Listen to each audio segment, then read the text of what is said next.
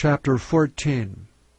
Behold, the day of the Lord cometh, and thy spoil shall be divided in the midst of thee. For I will gather all nations against Jerusalem to battle, and the city shall be taken, and the houses rifled, and the women ravished, and half of the city shall go forth into captivity, and the residue of the people shall not be cut off from the city. Then shall the Lord go forth and fight against those nations, as when he fought in the day of battle.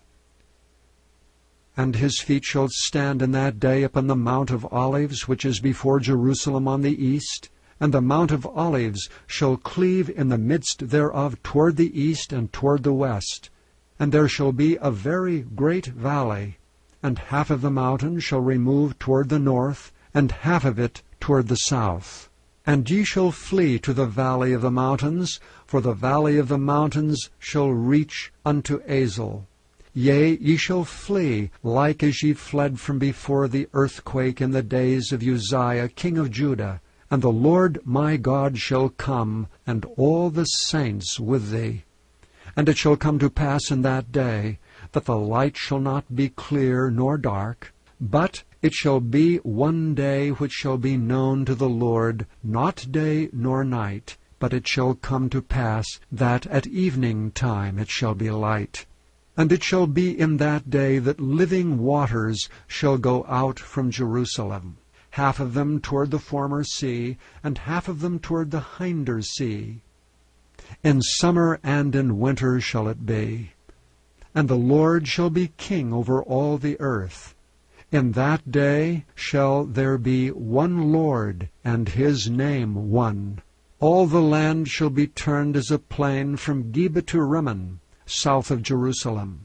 And it shall be lifted up, and inhabited in her place, from Benjamin's gate unto the place of the first gate, unto the corner gate, and from the tower of Hananeel unto the king's winepresses.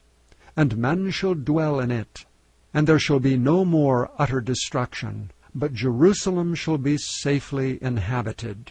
And this shall be the plague wherewith the Lord will smite all the people that have fought against Jerusalem.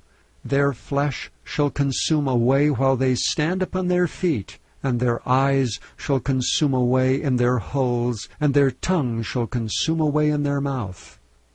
And it shall come to pass in that day, that a great tumult from the Lord shall be among them.